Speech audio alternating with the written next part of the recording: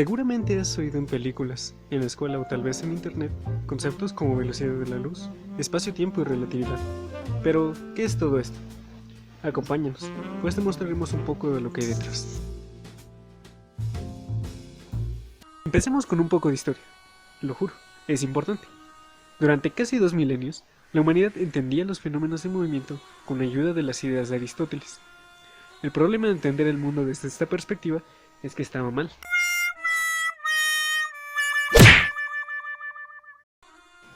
Por ejemplo, desde el punto de vista de Aristóteles, los objetos dejan de moverse ya que se cansan. Los planetas se mueven en órbitas perfectamente circulares. La Tierra es el centro del universo, y todo el espacio está lleno de una sustancia llamada éter. Debido a esto, durante mucho tiempo la ciencia no pudo avanzar demasiado. Sería hasta el siglo XVII, con la llegada del italiano Galileo Galilei, que se comenzaría el desarrollo de la física mediante la experimentación y la evidencia. Aunque a Galileo podemos atribuirle numerosos trabajos, el más importante para nuestros propósitos es el de considerar el movimiento de dos marcos de referencia que se mueven entre sí. Esta idea da lugar a las llamadas transformaciones de Galileo, que se pueden resumir en el conocido como principio galileano de la relatividad. Las leyes de la mecánica deben ser las mismas en todos los marcos inerciales de referencia. Tendrían que pasar unos años más para que se diera el puntapié final a la física aristotélica. Este vendría con la publicación de los Principios, obra magna del inglés Isaac Newton, donde se establecen 4 leyes que nos permiten estudiar el movimiento de los cuerpos, y lo más importante, sus causas.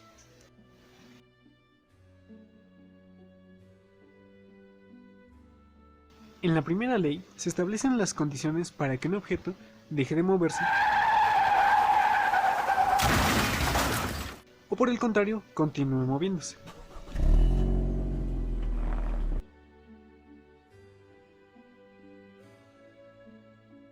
La segunda ley es mucho más general y nos dice cuánta fuerza debemos imprimirle a un objeto con masa si queremos causarle una aceleración.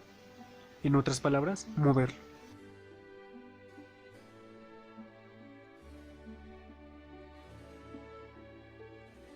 La tercera ley nos dice que no podemos andar por ahí aplicando fuerzas sin ninguna consecuencia. Cada fuerza que apliquemos producirá una reacción con la misma intensidad, pero en dirección contraria.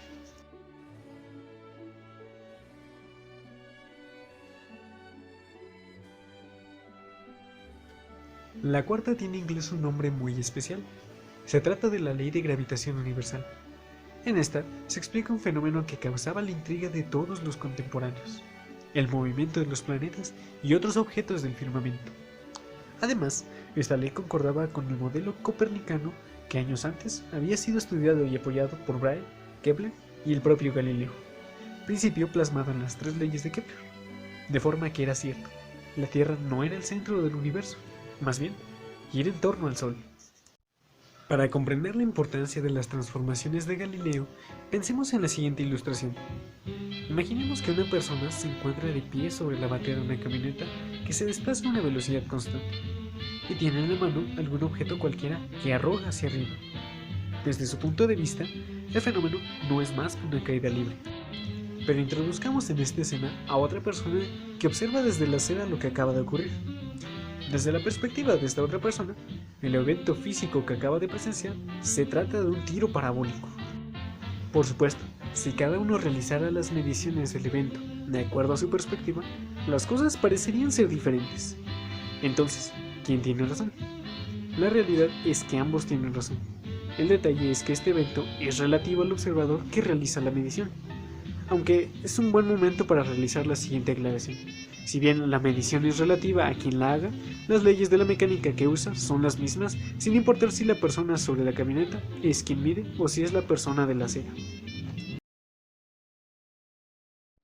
Pues bien, las transformaciones de Galileo nos dan cuenta de la manera en que están relacionadas las dos mediciones, efectuadas por los observadores, y demuestran que ambas mediciones son equivalentes.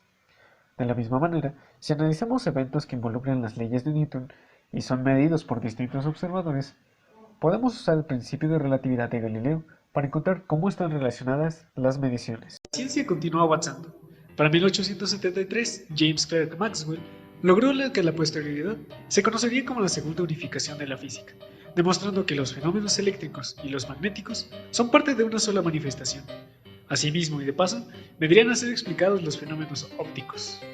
Una de las principales consecuencias del hallazgo de Maxwell fue la velocidad a la que la luz podría propagarse en el vacío, siendo su valor numérico aproximadamente 3 por 10 a la 8 metros sobre segundo. Aquí comienza la parte más importante. Como sabes, el Sol emite luz hacia la Tierra. Para esta fecha, Young había demostrado la naturaleza ondulatoria de la luz. Además, en esta época se creía que toda onda requería un medio que permitiera su desplazamiento, por lo que los científicos propusieron la existencia de un éter lumífero, permeando todo el espacio. Esta idea representa un problema, ya que el valor que se había hallado para la velocidad de la luz hacía necesario que el éter tuviera unas propiedades casi milagrosas, jamás antes observadas en cosa alguna dentro de la Tierra. Pues, para lograr esta descomunal velocidad, el éter debía ser, por una parte, sumamente rígido, pero por otra parte, debía ser sumamente elástico, ya que de otro modo, los planetas que se mueven en este se frenarían. Con el fin de calcular la velocidad del éter con respecto a la Tierra, en 1887, Albert Michelson y su colega Edward Morley realizaron un experimento que podría calcular esta velocidad. Para ello, usaron un interferómetro diseñado por el propio Michelson. Un interferómetro es un dispositivo que divide un haz de luz en dos partes y luego los recombina para formar un patrón de interferencia. Para ilustrar el fundamento de esta medición, presta atención al siguiente ejemplo. Suponga que dos nadadores compiten por llegar a una plataforma ubicada en el punto medio de una alberca cuadrada. Ambos deberán de recorrer la misma distancia, pero en direcciones perpendiculares. Es decir, uno nadará de forma horizontal y el otro de forma vertical. Si la plataforma no se mueve y ambos nadan a la misma velocidad, llegarán a la plataforma al mismo tiempo. Sin embargo, si la plataforma se mueve a causa de la corriente, aquel nadador que viaja en la dirección de la corriente tardará más en llegar a ella, considerando que va a la misma velocidad que el otro nadador. Esta diferencia de tiempo es el viento del éter.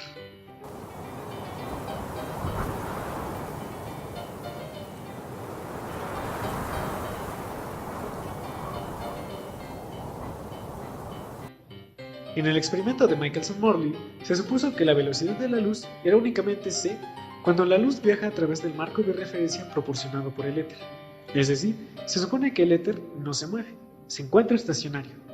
Siguiendo esta idea, la transformación de Galileo nos dice que entonces, como la Tierra se aleja del marco del éter a una velocidad v, la velocidad de la luz en la Tierra sería igual a la siguiente expresión.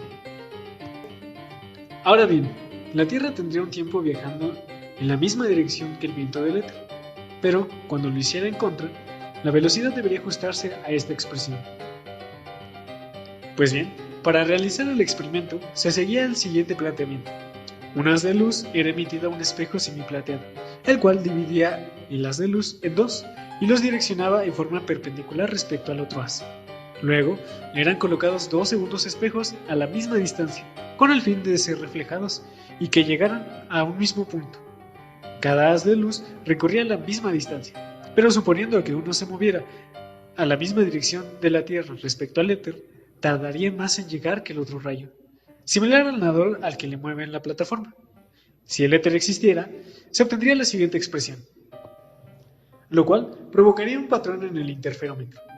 A pesar de que el experimento se repitió en varias ocasiones y cambiando los meses del año en el que era realizado, nunca se observó el esperado patrón de interferencia. Como conclusión, los físicos determinaron que el éter no existía. Más o menos al mismo tiempo que Michelson y Morley realizaban su famoso experimento, los físicos que trabajaban en electromagnetismo se habían dado cuenta que había una aparente inconsistencia entre el electromagnetismo y la física de Newton, que tenía como efecto que la transmisión de la luz aparentara estar en un marco de referencia privilegiado. Esta idea apoyaba la hipótesis del éter. De la misma manera en que se ha hablado de las transformaciones de Galileo, existe un análogo más avanzado que se conoce como las transformaciones de Lorentz, con la capacidad de que la velocidad de la luz permanece constante para cualquier observador inercial. Además, si las velocidades de los marcos de referencia son mucho menores que la velocidad de la luz, las transformaciones resultantes son las mismas que las de Galileo. Lorentz supone una idea revolucionaria, a saber, que el viaje en el éter estacionario sufre una contracción física y una dilatación temporal. Esta idea podía reconciliar parcialmente el electromagnetismo y la física de Newton, aunque el éter fue una idea que incomodaba a Lorentz, incluso llegó a criticarla. Un objeto matemático que no cambia a partir de un grupo de transformaciones se denomina invariante. La importancia de los grupos de transformaciones y de las expresiones matemáticas en nuestro estudio se debe a que el matemático Hendrik Lorentz descubrió en 1900 que las ecuaciones de Maxwell resultan invariantes bajo un grupo de transformaciones muy especial, que más tarde se llegarían a conocer como el grupo de transformaciones de Lorentz, que, curiosamente, fueron publicadas hasta 1904, pero tenían algunos errores, y el matemático Henri Poincaré fue quien desarrolló correctamente las ecuaciones en su forma actual. Hermann Minkowski introduce el espacio cuadridimensional, donde 3 de estas dimensiones corresponden al espacio tridimensional clásico, y la cuarta dimensión correspondería al tiempo, dando lugar a lo que se conoce como espacio-tiempo. A partir de los estudios de Poincaré, se descubre que las transformaciones de Lorentz se interpretan como las fórmulas de rotación en ese espacio-tiempo cuatridimensional. Con todos los antecedentes teóricos de los que hemos hablado brevemente, podemos entender la teoría que el joven Albert Einstein propondría en septiembre de 1905.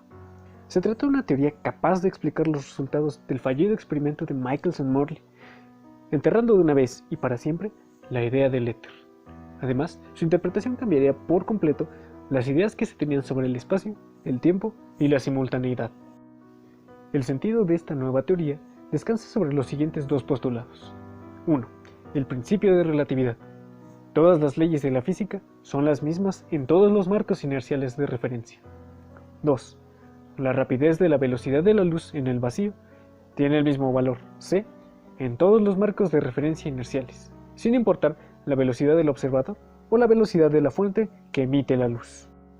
Aunque el primer postulado es bastante similar al principio de relatividad de Galileo, este tiene un mayor alcance, al proponer que todas las leyes de la física, es decir, la mecánica, termodinámica, óptica y el electromagnetismo, deben ser las mismas en todos los marcos de referencia inerciales.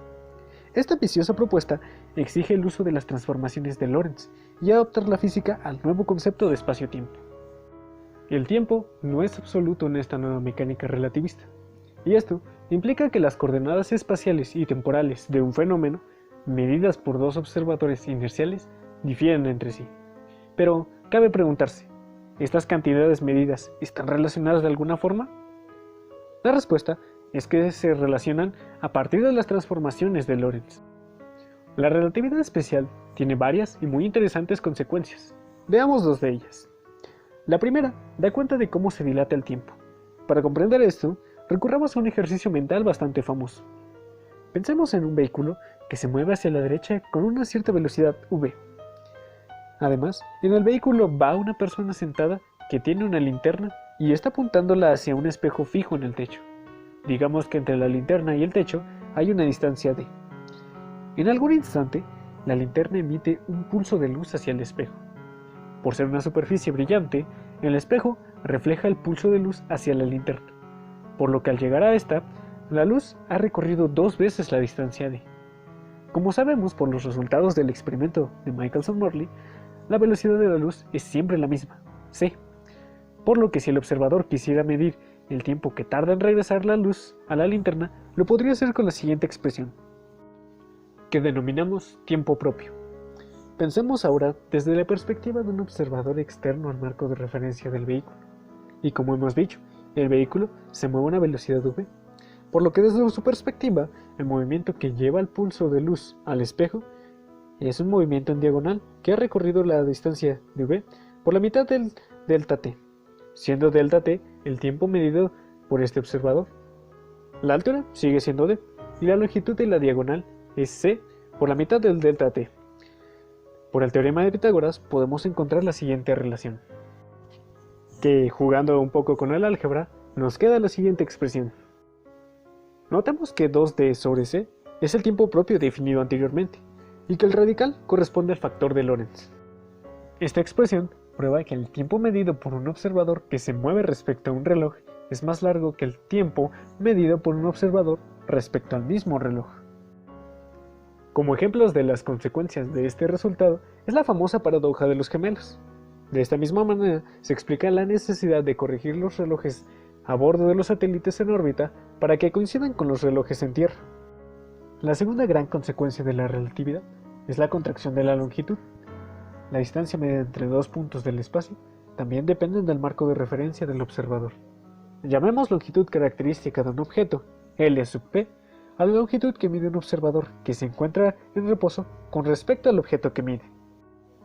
Para notar los efectos relativistas, nuevamente consideremos una ilustración muy famosa. Pensemos en dos observadores. Uno se encuentra en la Tierra y otro se encuentra en una nave que tiene como misión llegar de una estrella a otra.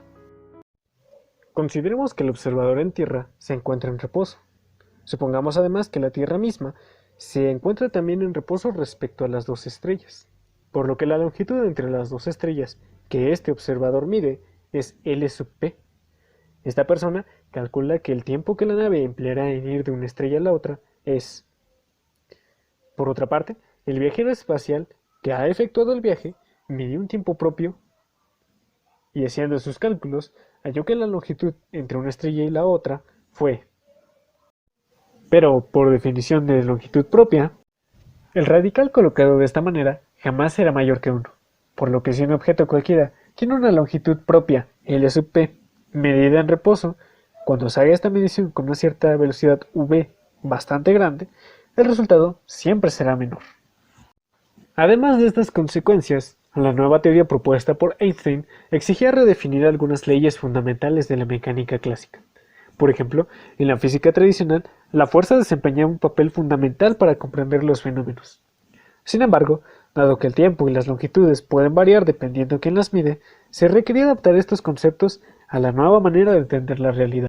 Einstein eligió usar como idea guiadora el que la física parece tener principios de conservación, como el de la energía, el momento y otros, en claro contraste a cantidades como la distancia, la velocidad, aceleración y, sorprendentemente, el tiempo, que como ya se ha visto pueden variar según el observador que las mide. Como hemos dicho, el momento lineal es una cantidad que se conserva, es decir, el momento antes de que ocurra un fenómeno es el mismo después de que el fenómeno ha ocurrido. Además, a partir del momento es posible encontrar otras cantidades igualmente útiles, como la fuerza, el trabajo y la energía cinética. El momento se define como el producto de la masa por la velocidad. Si un observador en un marco mide un fenómeno, notará que éste efectivamente se ha conservado. No obstante, cuando un observador en otro marco de referencia con velocidad cercana a c hace sus mediciones, usando las transformaciones de Lorentz, notará un resultado diferente, ya que se supone que las transformaciones de Lorentz son correctas, que la física es la misma para todos los marcos de referencia y que el momento efectivamente se conserva. La única posibilidad es que el momento deba redefinirse, quedando de la siguiente manera. Como ya se ha observado, si la velocidad entre los marcos de referencia es más pequeña que la de la luz, el resultado será el mismo que en el caso clásico. Así que ya tenemos una expresión para momento. Podemos obtener una expresión para fuerza de manera relativamente simple. Como ya habíamos dicho, a partir del momento podemos obtener expresiones para trabajo y energía cinética. Esto lo haremos de un solo paso a través del teorema del trabajo-energía cinética. Para obtener la expresión final es necesario desarrollar un poco las matemáticas involucradas, para finalmente obtener. Y por el teorema antes mencionado, y suponiendo energía cinética inicial igual a 0, queda ¿qué es la energía cinética? La última expresión, mc al cuadrado, se denomina energía en reposo, y sí, forma la famosa expresión de Einstein, E igual a mc al cuadrado. Sin embargo, como quizá hayas escuchado, esta expresión solo es válida para objetos que no se están moviendo. En el caso contrario, suele ocuparse una expresión que relaciona el momento relativista, la energía en reposo y la energía total de la siguiente manera. Si no se requiere que la energía esté relacionada con el momento, entonces se puede escribir de una manera más sencilla, como sigue. Es posible deducir de manera alternativa todas las expresiones aquí presentadas, con una herramienta llamada tensores.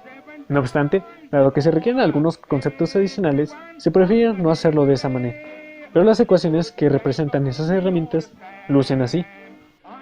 Finalmente, el desarrollo de la relatividad especial tuvo una importancia sumamente grande, no solo en el campo teórico de la física, sino también en aplicaciones del día a día.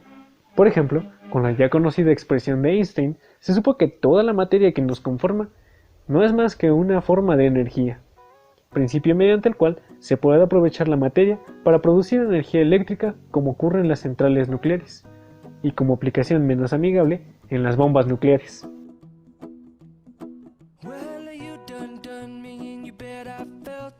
Tried to be chill, but you're so hot that I melted. I fell right through the cracks. Now I'm trying to get back. Before the cool done run out, I'll be giving it my bestest, and nothing's gonna stop me but divine intervention. I reckon it's again my turn to